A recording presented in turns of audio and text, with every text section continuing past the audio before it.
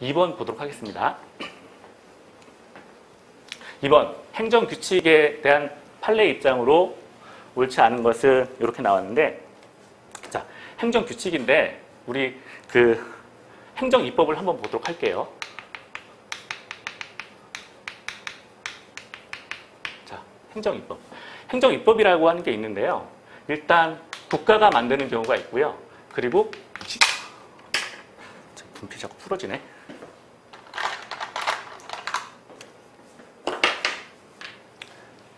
칸이 좁아서 여기다가 다시 쓸게요. 지금 하려고 하는 게 이제 행정규칙을 보려고 하는 건데, 행정규칙의 뿌리를 한번 이제 보도록 할게요. 이 말이 어디서 나왔는지. 자, 행정입법. 나중에 이제 공부하시다 보면 행정입법이란 말이 나와요. 그래서 행정입법. 뭐 국가나 지자체가 법을 만든다. 뭐 이런 이야기가 되는데요. 자, 국가가 법을 만드는 경우가 있고요. 지방자치단체가 이제 법을 만드는 경우가 있어요. 국가가 법을 만들면 이걸 우리가 법규명령이라고 합니다. 그리고 또는 행정명령이라고 해요. 그러니까 국가가 법을 만들면 법규명령이 되거나 또는 행정명령이 된다라고 하는 거예요. 지방자치단체가 법을 만드는 경우도 있어요. 근데 지방자치단체가 법을 만들면 이걸 조례라고 하거나 또는 규칙이라고 합니다. 물론 이 규칙에는 교육규칙을 포함해요. 자, 그래서 뭐 자세한 것은 뭐 우리 수업 때 하겠지만, 일단 국가가 만드는 경우가 있고 지자체가 법을 만드는 경우가 있다라고 하는 건데, 이걸 우리가 행정입법이라고 해요.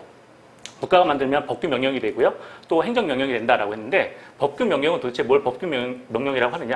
자, 대통령이 만들면 그런 걸 우리가 대통령령이라고 합니다. 그래서 법규명령에는 대통령령이 있고요.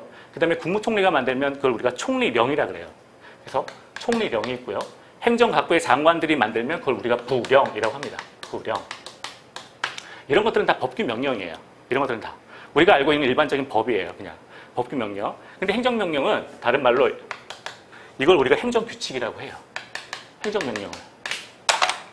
오늘 힘이 센가? 자, 행정규칙. 행정규칙인데 여러분 많이 들어보셨을 거예요.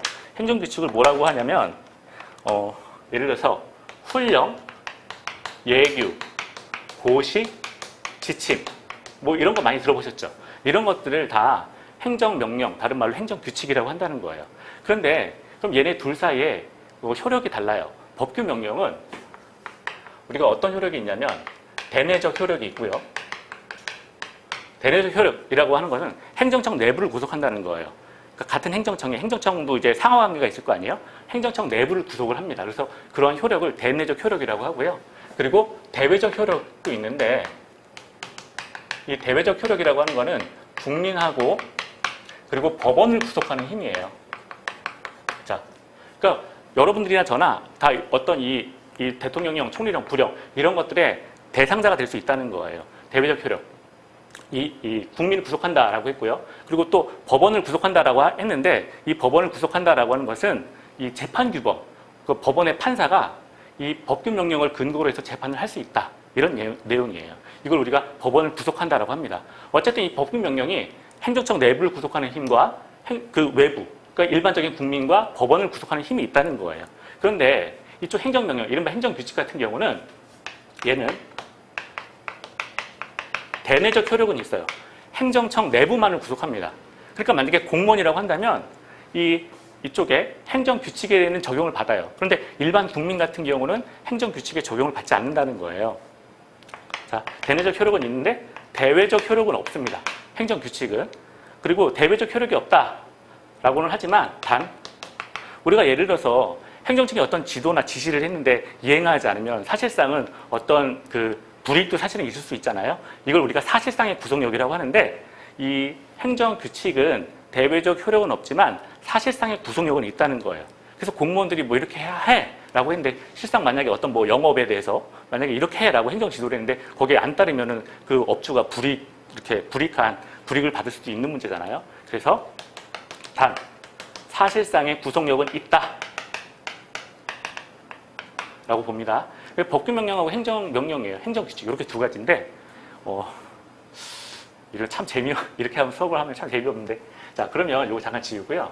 얘네 둘 사이에 이 법규 명령하고 행정 규칙의 공통점을 한번 보도록 할게요. 공통점이 뭐가 있냐면, 법규 명령은, 아까 차이점은 이제 이 법규 명령은 대내적 효력이 있고, 이제 대외적 효력도 있다. 요것도 있다. 그런데 행정명령 같은 경우는 대내적 효력만 있고 대외적 효력은 없다라고 하는 것이었잖아요. 근데 이제 공통점을 보면 법규 명령이 됐던 행정명령이 됐던 둘 다 일반적, 추상적 규율이라는 거예요. 일반적이고 추상적인 규율에 미쳐서 한마디로 나중에 이제 우리가 공부하다 보면 행정행위라고 하는 개념을 배우는데 행정행위는 구체적이고 개별적인 특징을 갖게 돼요. 근데 이 행정청이 행하는 행위가 행정행위가 되는데 행정행위는 구체적이고 개별적인 특징을 갖고 있거든요. 그런데 이 법규명령이나 행정명령 같은 경우는 일방적이고 추상적인 규율이기 때문에 따라서 이 법규명령이나 행정명령은 행정행위가 아니고요. 행정행위가 아니니까 처분성이 없다. 뭐 우리가 이렇게 이제 배우게 됩니다. 자, 그러면 지금 이쪽을 먼저 한번 볼게요. 1번부터 볼게요. 행정규칙에 대한 판례 입장. 행정규칙이지 행정명령이다. 우리가 이건 알고요. 자, 행정규칙인 고시가 여기 아까 우리 훈령, 예규, 고시, 지침 뭐 이런 거 있다 그랬잖아요.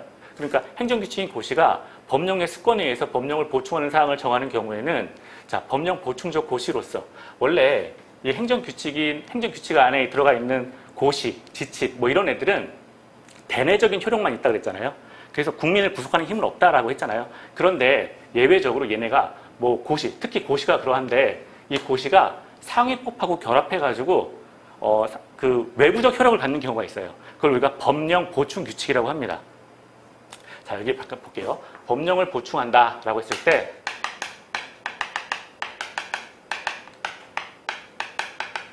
자, 법령 보충 규칙. 지금 1번 같은 경우는 법령 보충 규칙에 대해서 설명하고 있는데 원래 고시는 대내적 효력이니까 행정청 내부만을 구속한단 말이에요. 그런데 이 고시가 얘보다 위에 있는 위의 법, 그러니까 이런 그 법령이 자, 이 고시가 여기 행정 규칙인데 이 규칙이 그 상위법인 법령하고 결합해가지고 상위법을 보충하는 효력을 갖게 되는 걸 우리가 법령 보충 규칙이라고 합니다. 그래서 법령 보충 규칙이 되면 대외적인 힘을 갖고 있다는 거예요. 원래는 대내적 효력에 미치는데 이 법령 보충 규칙이 되면 대외적 효력이 있다라고 하는 거죠. 1번은 법령 보충 규칙에 대한 설명이에요. 다시 읽어보면 행정규칙인 고시가 법령의 습관에 의해서 법령을 보충하는 사항을 정하는 경우에는 법령 보충적 고시로서 근거 법령 규정과 결합해서 대외적으로 구성력을 갖는다라고 하는데 뭐 시험에 매번 나오는 질문이고요. 당연히 맞는 질문입니다. 원래 고시는 대내적 효력에 불과한데 예외적으로 이 고시가 법령 보충 규칙이 되면 대외적 효력을 갖는다라고 하는 것이고요. 자, 수권이라고 하는 거는 어떤 법의 근거가 있어서 권한을 부여한다 이런 의미가 돼요. 자, 2번 볼게요. 법령 보충적 행정 규칙은 법령의 수권에 의해서 인정되고 똑같이 나왔죠? 1번하고 똑같은 내용이에요. 그 수권은 포괄 위임의 원칙상, 포괄 위임 금지의 원칙상 구체적, 개별적으로 한정된 사안에 대해서 행해져야 한다. 이 입법을 할 때는 우리가 어떤 입법을 할 때는 그 법적인 근거가 있어야 하고요. 그게 법적인 근거가 있다라고 하는 말이 법령의 수권에 의해서 인정된다라고 하는 말이고요. 포괄 위임 금지의 원칙이라고 하는 것은 어떤 사안에 대해서 이러이러한 것을 다룰 수 있는 법을 만들 수 있게 해준다라고 했을 때 일반적으로 추상적으로 위임을 하는 게 아니라 구체적으로 정해진 사안, 구체적이고 개별적인 사안에 대해서만 이제 위임을 할 수 있다는 거예요. 그래서 이건 입법의 어떤 위임 입법의 우리가 한계라고 나중에 이제 학습을 하게 됩니다. 어떤 법에 대해서 위임을 할 때는 반드시 포괄 위임 금지의 원칙을 따라야 돼요. 구체적이고 개별적인 사안에 대해서만 그 입법이 가능한 것인데 그걸 우리가 포괄 위임 금지의 원칙이라고 하고요. 자, 그래서 이 구체적 개별적으로 한정된 사안에서 행해져야 된다라고 하는데 이것도 당연히 이제 맞는 질문이 돼요. 세 번째 볼게요. 고시에 담긴 내용이 구체적 규율의 성격을 갖는다고 하더라도 자, 해당 고시를 행정처분으로 볼 수는 없으며 법령의 수권 여부에 따라서 법규 명령 또는 행정규칙으로 볼 수 있을 뿐이다 그랬는데 자, 우리가 아까 두 가지 성질을 봤잖아요. 여기 고시가 있는데 고시는 기본적으로 행정규칙이니까 행정청 내부에 대해서만 효력이 있는데 얘가 상위법과하고 결합해서 법령 보충 규칙이 되면 대외적인 구속력을 갖는다. 여기까지 봤단 말이에요. 그런데 하나의 성질이 더 있어요. 잠깐 지우고 볼게요. 이것도 매번 이제 시험에 기출되는 내용입니다. 자, 볼게요. 고시. 아까 우리가 한번 어떤 걸 공부했냐면 고시는 행정규칙으로서 행정청 내부에 대해서만 효력이 있다. 이걸 먼저 지금 살펴본 거고요. 근데 그런데 얘가 법규 명령으로서도 작용하더라. 법규 명령도 될 수 있다라고 하는 걸 지금 봤거든요. 그런데 그래서 얘네들 둘이 아까 공통점이 이런 거였죠. 두 가지 효력은 일반적이고 추상적인 효력에 불과하다. 추상적인 규율에 불과하다. 이렇게 봤는데 고시가 이런 것들이 있어요. 어떤 다른 집행행위의 매개 없이 이 고시의 제3의 성질이에요. 일반적으로 행정규칙이 일반적인 원칙이고 그리고 예외적으로 대외적 효력을 갖는 법규 명령으로서의 성질도 갖게 되는데 이 고시가 다른 어떤 집행행위의 매개 없이 국민의 권리와 그리고 의무를 구속하게 되면 얘가 행정처분이 됩니다. 자, 그래서 우리가 이제 행정처분이라는 말이 처음 나왔는데 행정처분이라고 하는 것은 국민의 권리 의무에 영향이 있는 행정청의 행위를 행정처분이라 그래요. 그래서 고시의 성질은 일반적으로 행정규칙이지만 법규 명령도 될 수 있고 제3의 성질로서 행정처분도 될 수 있다라고 우리가 이제 보는 거죠. 세 번째 다시 읽어보면 고시에 담긴 내용이 구체적 규율의 성격을 갖는다고 하더라도 해당 고시를 행정처분으로 볼 수는 없으며 자, 구체적 규율의 성격을 갖는다. 국민의 권리와 의무에 영향을 준다. 이런 얘기인데요. 자, 그렇게 되면 행정처분으로 볼 수 있다라고 하는 거죠. 행정처분으로 볼 수가 있습니다. 그리고 네 번째 볼게요.